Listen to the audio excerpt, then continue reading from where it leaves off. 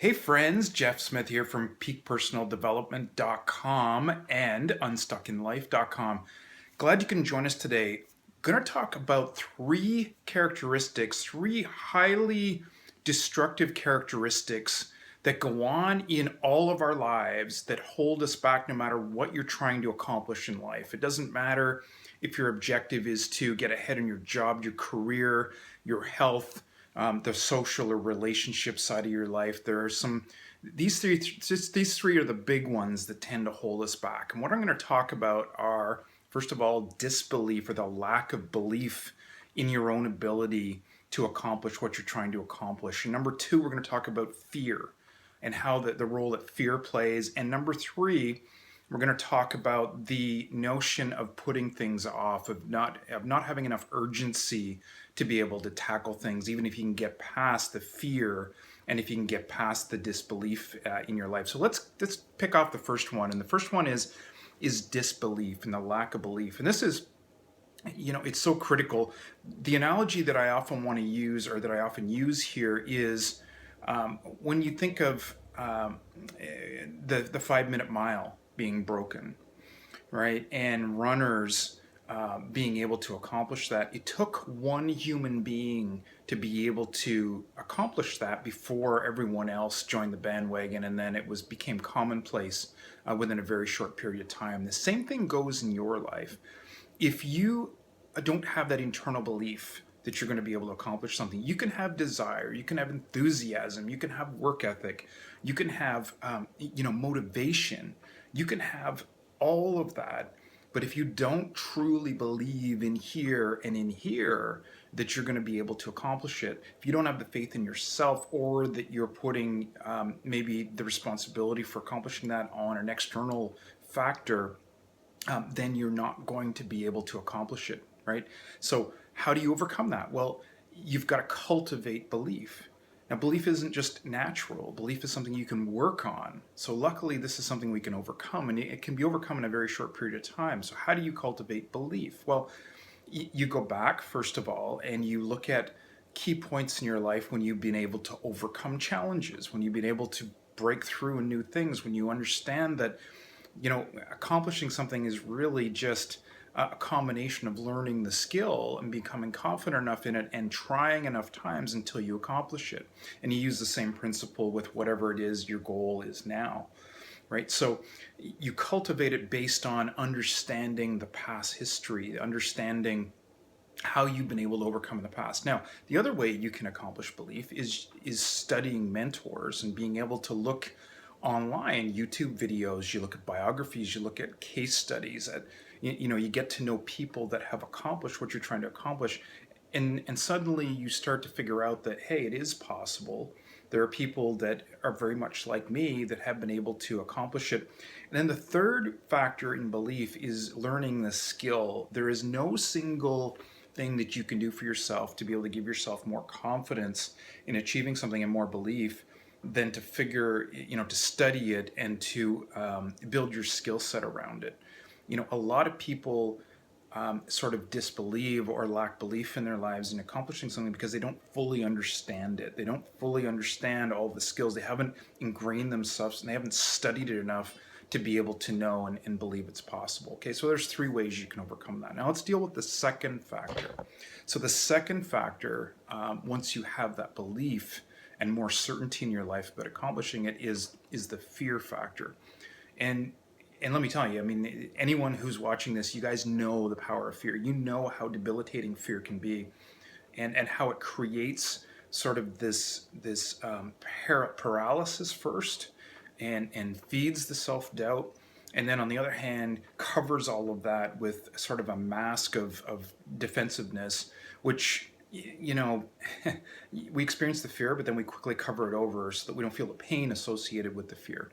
And so we mask it as something that we'll put off, or something that we change paths and we go a different direction and keep ourselves busy there to avoid feeling the pain associated with not accomplishing. So fear, the number one way you can tackle fear, and we all have fear, it doesn't matter. If you look at the most experienced people, the most accomplished people, they all feel nervousness, anxiety, and fear. It's just that they figured out how to deal with it. And they've, over time, they have confidence that they can overcome the fear in their lives. So how do you do that? Well, number one, you tackle that fear head on, and you actually become aware that you have this fear. Now, number two, you want to understand what is causing the fear behind it. And 99% of the time, it's an overblown, exaggerated vision of what could go wrong in a given situation. Um, the vast majority of which will never happen. And so, there's different ways to deal with this. There's writing out your fears. It just seems to get that objective part of the brain going and get you away from the subjectivity of how bad it could be. And also, honestly, when you write it out, you start to think, okay, well, this is crazy. I'm exaggerating this. This is likely not going to happen. Number two, again, talking to other people and understanding that, hey, those fears are probably, a little bit over the top in terms of fearing what could happen. Number three, have the faith in yourself that you can rebound, that anything can happen to you in terms of a setback, and you can just take that next step and you can rebound. And then number four, make sure you're feeding yourself positive self-talk, because what's going on in our head, be conscious of what's going on in your head, because it's a constant stream of inner voice and inner visualization that is playing against what you're trying to accomplish. So you want to not just recognize it, although that's the first important step, but you want to replace that with positive affirmations, with positive stimulus, with positive imagery, with positive scenes that you create in terms of what it's going to be like when you accomplish what you're going to accomplish. Because ultimately, you've got to have the faith and belief that you will get there. Even if you have interim setbacks, you're going to get there. So why not start feeding your mind those kind of visions and those kind of images today? Okay, so those are concrete ways to deal with fear. They really work. But again, it's a daily activity. You've got to feel, just like learning any skill. If you're trying to learn to walk, trying to learn to ride a bike, trying to learn to talk, trying to learn anything in life, a new skill, a new job, it takes time. And it takes, it's always rougher in the beginning. The ramp is higher, the hill is higher in the beginning, and then it levels out. So you've got to stick to it for the first few days, and stick to it for the first few weeks, so that you can make that a new habit and learn that skill. Okay. The third thing we want to talk about, the third obstacle that gets in a lot of people's ways, once they have the belief and once they've overcome fear, or at least managed it to the degree that they can move forward, the third debilitating factor that people have to break through to get to the next level in their lives, is this tendency to defer things or put things off or not have enough urgency around it. Okay, so how you tackle this one is really having a big why in your mind, a big emotional why that is fueling you and providing urgency for you every day. And I don't mean, something that's 20 years out. I mean something that's, max 1 to 2 years out. And it needs to be exceptionally motivating. You need to set up a vision in your head of what it's going to be like when you achieve that. And second, what it is like for you each week, each month that you do not accomplish that goal. So you've got to play the negative and the positive here in terms of programming yourself to have more urgency around the problem. See, if you don't have urgency today, then the fact is you don't have a big enough why, and you haven't linked it to day-to-day practice of bringing that urgency to front of mind. Those are things that you need to do. You need to have a vision. You need to have a very emotional story set that goes through your head every morning and every night to be able to get yourself driven to be able to accomplish and have urgency around the problem you're trying to solve. So many people, get started at things, but they just don't follow through on them. They don't persist. They don't carry it through, and that means they'll never get the momentum. They'll never get the ongoing progress, and so they stall. And the great thing about it is if you can turn this around, even not completely, even if you turn it around to be 20-30% better than what you are today, you'll start to see some momentum build, and you'll get fueled by that. You'll understand the power of just sticking and persistence and being constantly motivated with some urgency around solving the problem. And urgency, by the way, it's mental and it's physical, right? So you need to be doing things each day, but you also need to be thinking each day about doing things and planning.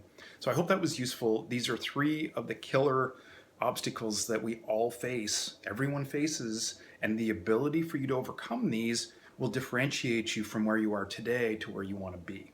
Okay, so for more tips like this, you can head over to Peak Personal Development. That's our free blog, lots of free material.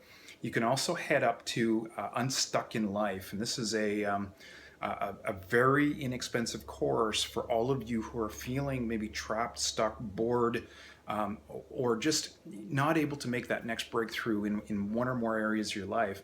Head up to Unstuck in Life. It's a proven system that has worked for many other people.